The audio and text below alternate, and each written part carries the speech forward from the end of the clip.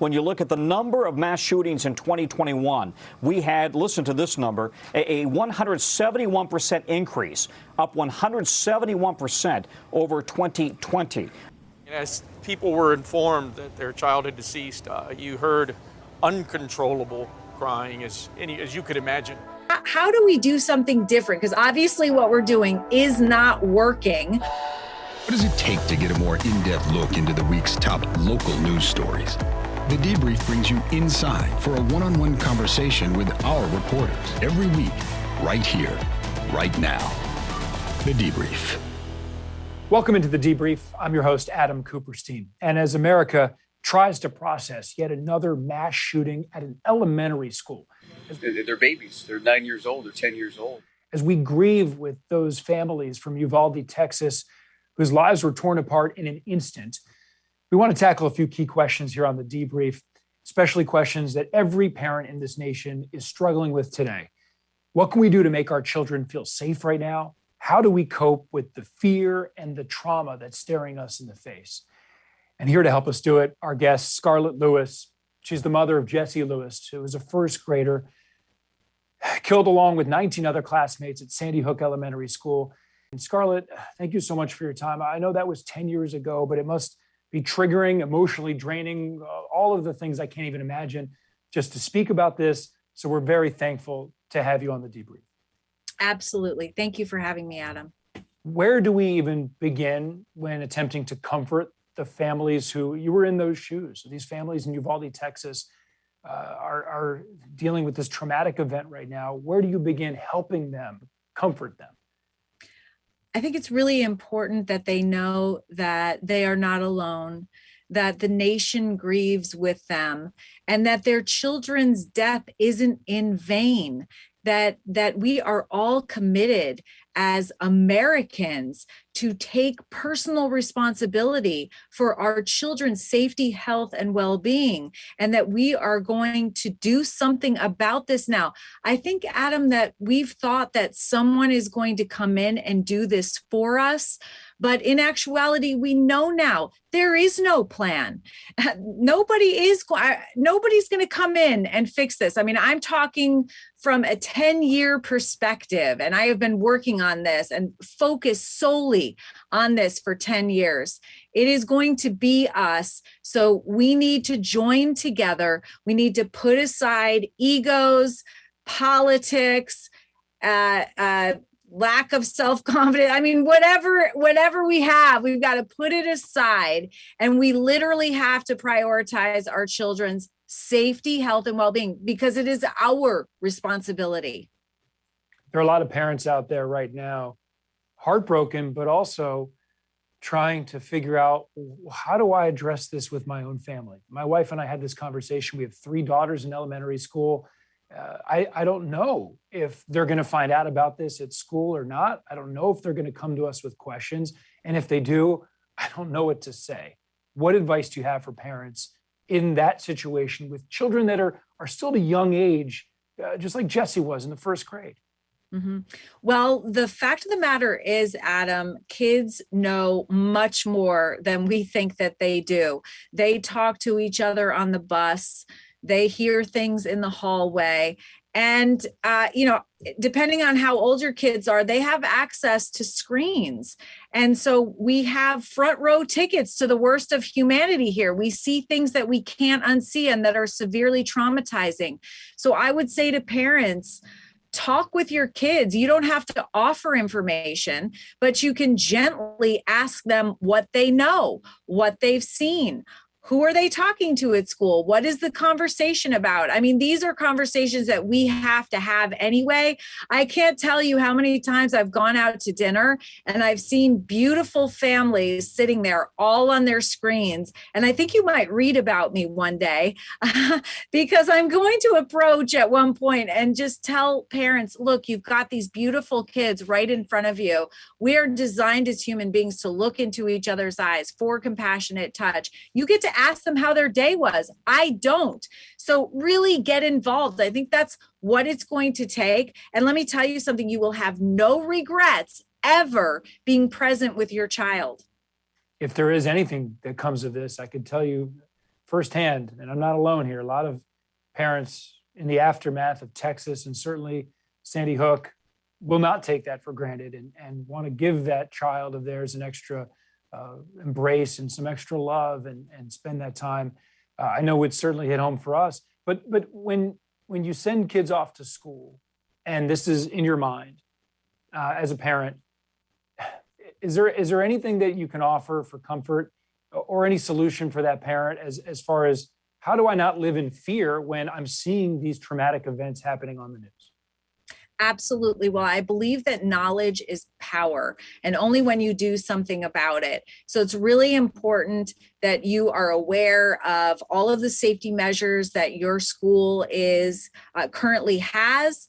Maybe you'll find things that they should be doing. The other thing that a lot of people don't consider, we all focus on the attack end and active shooter training and all of that. Unfortunately, I think that that's important.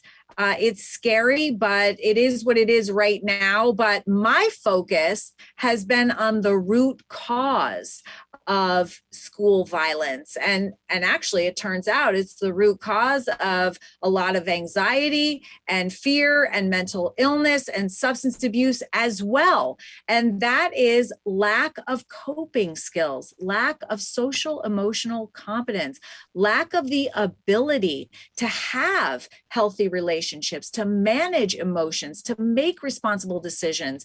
All of these called essential life skills have to be taught. And for too long, I think we've assumed that they're being taught at home. And yes, ideally, you're a parent that has all these skills and tools yourself because you were taught and you can teach your kids. But I think now we're realizing we have to reinforce and practice these skills and tools in schools because some kids aren't getting these at home. And I can tell you myself, I was a parent, as I'm researching how do we do something different? Because obviously what we're doing, this was 10 years ago, obviously what we're doing is not working. And so what can we do different? And so I decided to address the cause. I looked up all of these essential life skills and I realized very quickly, I don't have these because I never learned them. I didn't learn them at home. I didn't learn them at school. I didn't learn them at work. And so I have actually taught myself by helping to create our no-cost programming. And I have to tell you that my life is exponentially better, despite obviously losing Jesse. It has helped me manage that pain. It has helped me turn that pain into purpose. And it's all based on getting in between what happens to us and our response so that we can choose our response and choosing a loving response, being in control, that feels good. It's having healthy ways to feel good rather than resisting and avoiding pain or maybe numbing ourselves. And you're speaking there, Scarlett. I certainly admire that positivity. It's incredible. It's inspiring to me. You're talking about the Jesse Lewis Choose Love Foundation. And one of the parts of your mission is to promote emotional education in schools.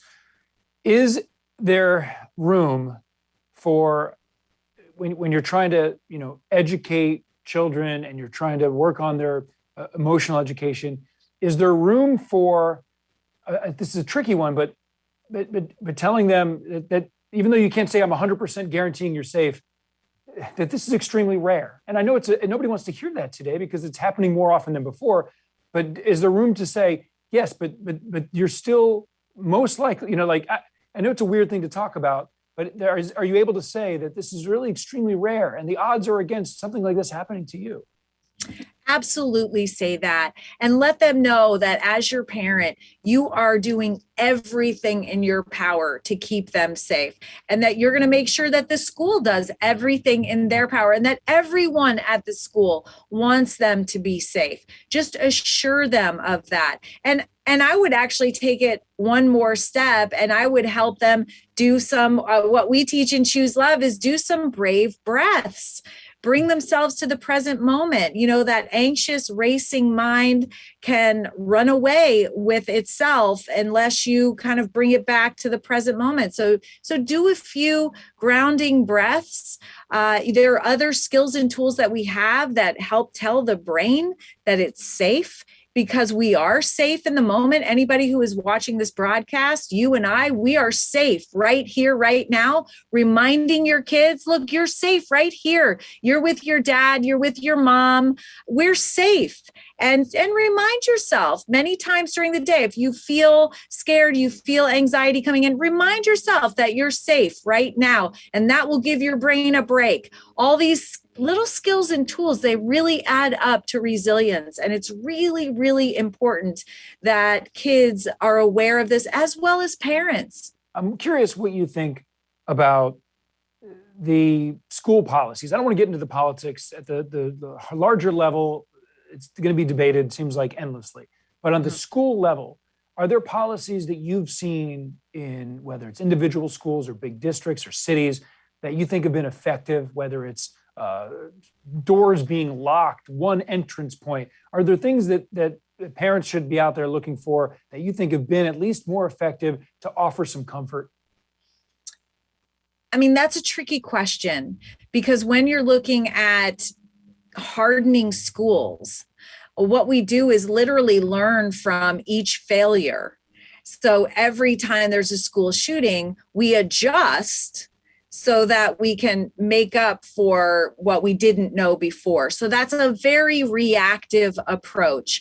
And, I've been traveling throughout the country. I've seen a little bit of everything. I've looked at the layouts of schools that have had school shootings, and they're all different. I can tell you about Sandy Hook. Sandy Hook had all of the latest technology, and they had just done an active shooter drill 3 weeks before. And obviously that did nothing to prevent the tragedy. So I think that our focus has been on hardening schools. And I think that we're going to have to readjust, and we're going to have to start focusing on the culture of the school. Because when you have a loving, connected, compassionate culture, it can reduce and prevent the grievance that then can escalate into an attack. That is a proactive, preventative approach. And I believe that we can reduce and prevent the majority of suffering that we're seeing if we take this approach. It's tough to talk about the trauma, and especially in the immediate aftermath. Everything's so raw. But do you think that it's important for people to hear stories like yours and the other families from Sandy Hook about the trauma, not only for even the victims, but survivors' trauma, and from people who witness these atrocities? How important is it to get that message out for this to at least hit home for folks? I think it's incredibly important to share stories. And I think that, there is a lot of trauma. There's more trauma than ever before, especially after being socially distanced for over 2 years. That is the exact opposite of what we need as human beings. We are social creatures, and we thrive when we're together. So there's been a lot of focus on PTSD, but I just want to remind your audience that there is something called post-traumatic growth, and that actually as human beings, we are designed to grow through trauma. We can literally be strengthened by it. And this is the foundation of the Choose Love movement, giving kids this awareness so that they're not so afraid of difficulty that happens in their lives, but they look at it as an opportunity for growth. Now, that's very, very hard to hear, and not the time to talk about this in Texas, obviously. But, it's important to understand, with all the trauma out there, that we are not the trauma that happens to us. It is the meaning that we give that trauma. It is the belief that we have around that trauma. And when we have some skills and tools, we can actually grow through the trauma. It can actually help us get stronger. And so you see how important it is to teach these skills and tools early on. Your attitude's incredible. I'd imagine, though, there's still dark moments, and you probably want to remind people too that it's okay to have those. Absolutely. I cry every day, several times a day, and that's okay.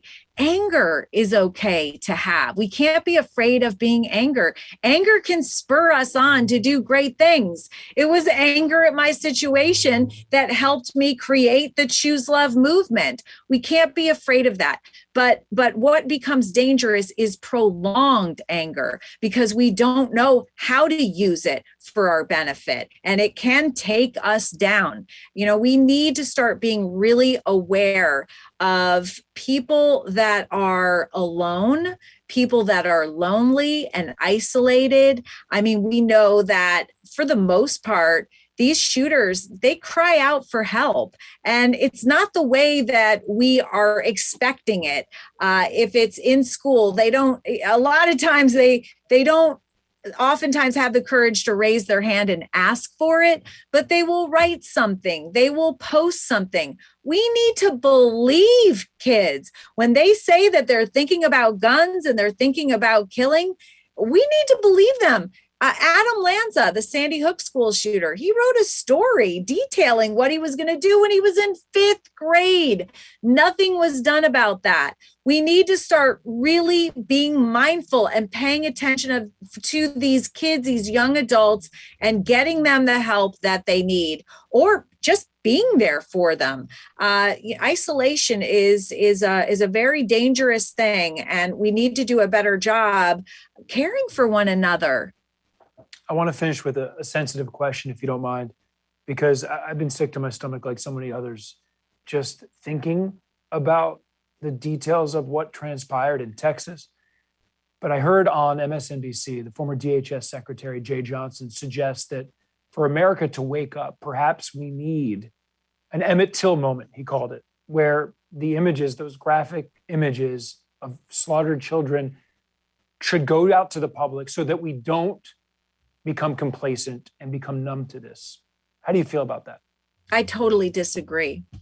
I completely disagree. Those images would be all over the place. They'd be shown to our little kids. They don't need to see that. And honestly, we don't either. We just need to find the courage that Jesse showed when he stood up to the shooter in his 1st grade class and saved 9 of his classmates' lives. No 6-year-old should ever be asked to do that, but we have the capacity for that courage. And that's the courage to do the right thing instead of the easy thing. The easy thing is just going along with the same narrative, doing the same thing, making the same complaints. We need to break out of that. And that means taking responsibility. I mean, gone are the days, and I did this, I will admit this, before the Sandy Hook tragedy, before Jesse's murder, I would read headlines about school shootings, and I would look at them and I would feel just like you feel. I would feel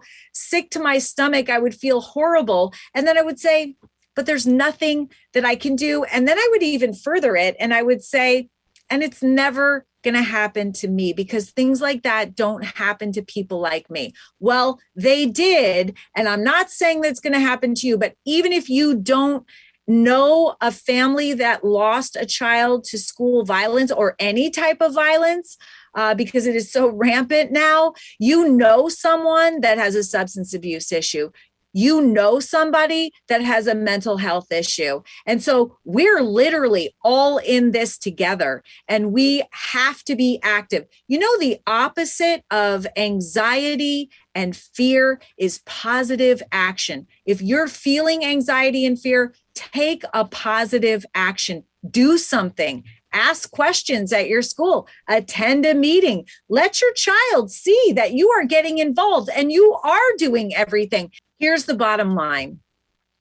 We have to have the realization that each one of us is modeling in every moment for our child what health looks like. mentally, physically, and emotionally. And our child have their eyes on us always. They see and hear everything. You think that you're having a private conversation, you're probably not. And this realization helps us rise to the occasion. It helps us be the best version of ourselves. You know, I realized this after Jesse's murder. I had a 12-year-old son, and I had some tough choices to make. I wanted to model for him what post-traumatic growth looked like. I wanted us to go on and have a joyful life.